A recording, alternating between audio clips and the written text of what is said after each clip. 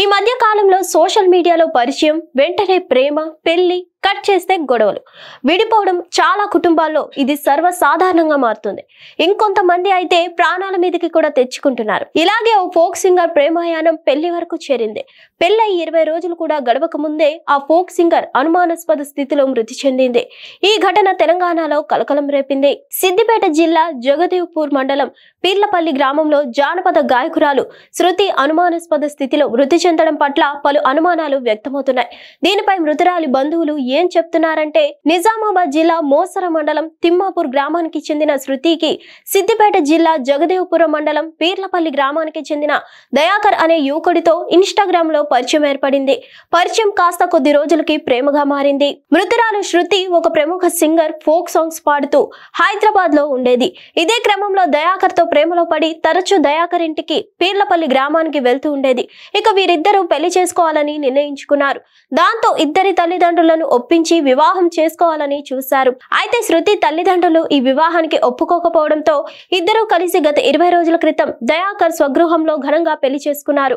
అయితే పెళ్లి జరిగి 20 రోజులకు ఏమైందో ఏమో తెలియదు కానీ ఇంట్లో ఎవరూ లేని సమయంలో ఫోక్ సింగర్ శృతి ఉరివేసుకుని ఆత్మహత్య చేసుకుంది.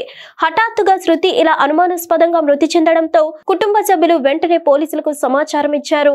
విషయం తెలుసుకున్న పోలీసులు సంఘటన స్థలానికి చేరుకుని శృతి డెడ్ బాడీని గజ్వేల్ ఏరియా ఆసుపత్రికి తరలించారు. అనంతరం ఆసుపత్రికి చేరుకున్న మృతురాలి బంధువులు బోర్న విలిపిస్తూ శృతి ఆత్మహత్య చేసుకోలేదని, తన భర్త అత్త వాళ్లే శృతిని చంపేశారని ఆరోపిస్తున్నారు. అత్తింటి వేధింపులే కారణమని పేర్కొంటున్నారు. అసలు శృతి ఎందుకు చనిపోయింది? చనిపోయేంత కష్టం ఏమొచ్చింది? పెళ్లై 20 రోజులకి ఇంత దారుణమైన నిర్ణయం తీసుకోవడానికి కారణాలు ఏంటి అనేది మాత్రం సస్పెన్స్ గానే మిగిలిపోయాయి. శృతి ఆత్మహత్య చేసుకోవడం చాలా బాధాకరమని పలువురు ఆవేదన వ్యక్తం చేస్తున్నారు. ఈ ఘటనపై పోలీసులు కేసు నమోదు చేసి దర్యాప్తు ప్రారంభించారు. పోలీసు వాళ్ళు అడ్డుపడుతున్నారు. అటు వెళ్దామంటే అక్కడ ఉన్నది ఏదో తెలుసుకోవాలి కదా. మేము కూడా మా చెల్లె అది మా తోడబుట్టింది కాబట్టి మాకు ఉంటది కుతూహలం. ఏమైంది, ఎట్లా చేసుకుంది, ఏం కథ అని మాకు తెలుస్తుంది కదా.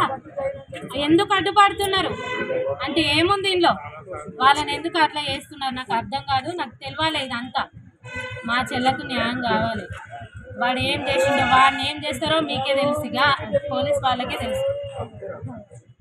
అంతే, మాకు న్యాయం కావాలి. సింగర్ గారిని మరి ఇన్స్టాగ్రామ్ నుంచి ట్రాక్ చేసి ఈయన దయాకర్ అని